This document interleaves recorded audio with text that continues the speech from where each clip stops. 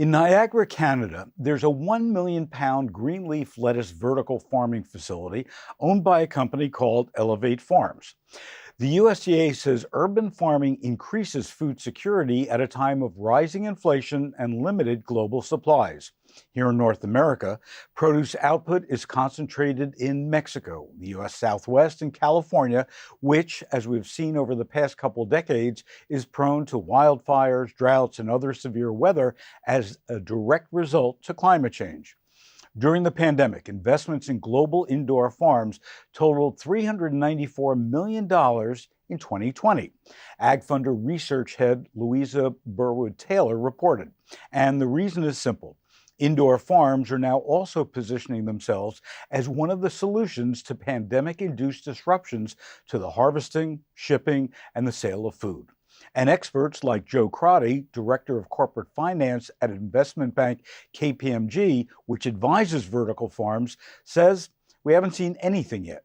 He told Reuters that a big funding acceleration lies ahead.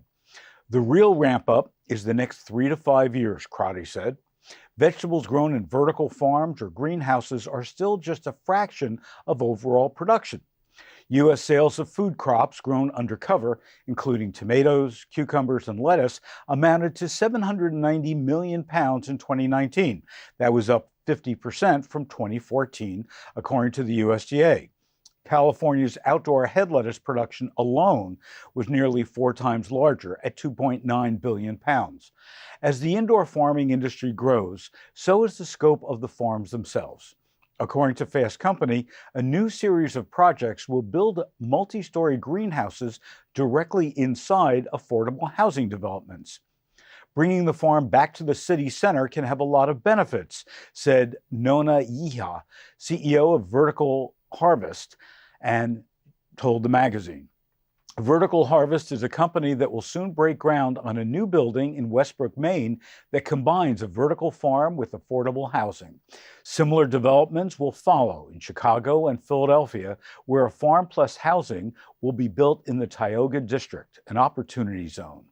I think what we've truly understood in the past year and a half, although we've been rooted in it all along, is that we have in this country converging economic, climate, and health crises that are rooted in people's access to healthy food, resilient, nourishing jobs, and fair housing, he said.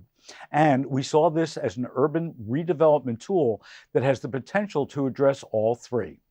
The company launched in 2015 on a vacant lot in Jackson, Wyoming, aiming in part to create jobs for people with physical and developmental disabilities in the area. In 2019, it received a contract from Fannie Mae to explore how its greenhouses could help with the challenge of food security and nutrition, studying how a farm could be integrated into the existing affordable housing development in Chicago as a model for new projects. As companies expand to other cities, it will also create new jobs for people who might have otherwise had difficulty finding work, working with local stakeholders to identify underserved populations. Part of this is providing healthy, nutritious food, Yehia says, but also jobs at livable wages. We're positioning all of our firms to address the new minimum wage level of $15 an hour with a path towards career development.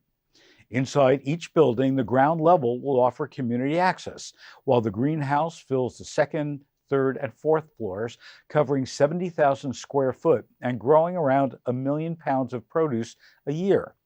The amount of housing varies by site. In Chicago, there may be a community kitchen on the first level. In each location, residents will be able to buy fresh produce on site.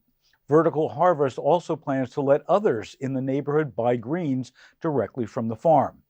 While it will sell to supermarkets, restaurants, hospitals, and other large customers, it also plans to subsidize 10 to 15% of its harvest for local food pantries and other community organizations. By creating a large-scale farm in a food desert, we're creating a large source of healthy, locally grown food 365 days a year, she says. It's a plan that supermarket chains should be watching very carefully and then emulate.